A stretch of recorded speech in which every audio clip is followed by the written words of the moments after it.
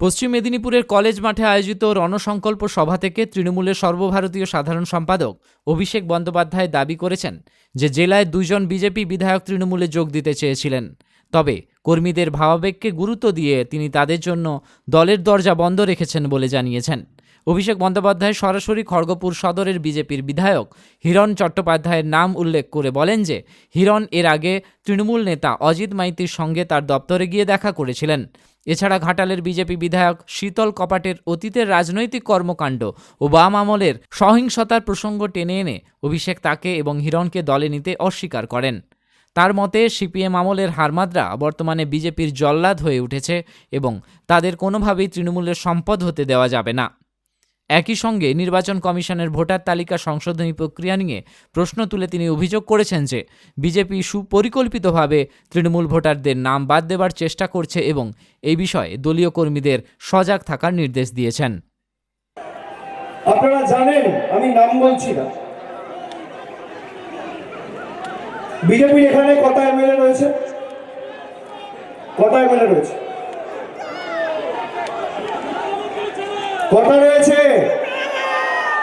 দুটো। দুজনই তৃণমূলে আসতে চেয়েছে।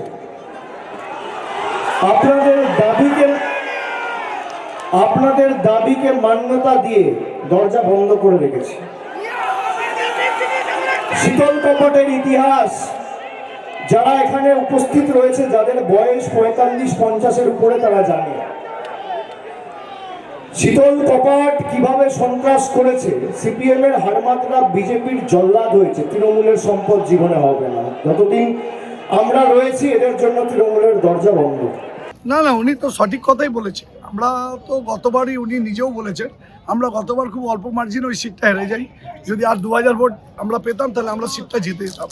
ওখানে তো রেল অনেক রকমের বদমাশি করে, তারা রেলের বস্তিদের বিদ্যুৎ কেটে দেয়, রেলের ওয়ার্কারদের উপর টর্চার করে অনেক।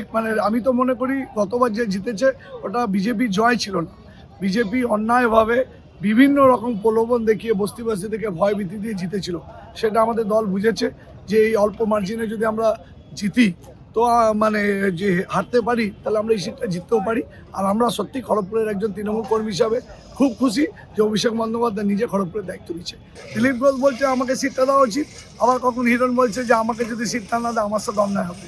তাহলে ওরা আগে ঠিক করে নিই, ওদের লড়াইটাকে বন্ধ, তারপর আমরা আমাদের মাঠে। আমরা তো সারা বছর থাকি, আমরা তো এমন নয় হিরণের মতো কলকাতা থেকে মাসে একবার আসি, না দিলীপ ঘোষের মতো একদিন আসি। তো আমরা সারা বছর মাঠে থাকি। আপনারা জানেন যে আমাদের পৌরসভাও আমরা যতটা পাচ্ছি কাজ উন্নয়নের জন্য করছি। আশা করব মানুষ কাকে কাছে পায়, কে কাজ করে, কাজের নিরিখে মমতা ব্যানার্জির যে উন্নয়ন, যে এত কিছু যে মানুষকে দিয়েছে, সে আজ লক্ষ্মী ভাণ্ডার, স্বাস্থ্যসাথী থেকে পথশ্রী সব কিছুই, যে এত উন্নয়ন মমতা সর্বোপরি পাড়ার সমাধানে যেভাবে উনি উন্নয়নের কাজ দিয়েছেন, আশা করছি মানুষ মুখ ফেরাবে না। খড়গপুরকে উপহার হিসাবে দিদিকে আমরা দিই। অভিষেকের সভার পর কতটা অক্সিজেন পাচ্ছে? অনেক পেলাম। আমরা অনেক সময় কি হতো, খড়গপুরে একটা বিভাজনের রাজনীতি করানো হতো, কিছু করতো, কিন্তু এরপরে আর এরকম কোনো জায়গার অবকাশ রইল না। আমরা খড়গপুরে সবাই ইউনাইটেড থাকবো। আর অভিষেক ব্যানার্জি দেখছে সেখানে কেউ অ্যাকচুয়ালি এদিক ওদিক করতে পারবে না, দাদার নজর থাকবে, এটাই সব থেকে ভালো।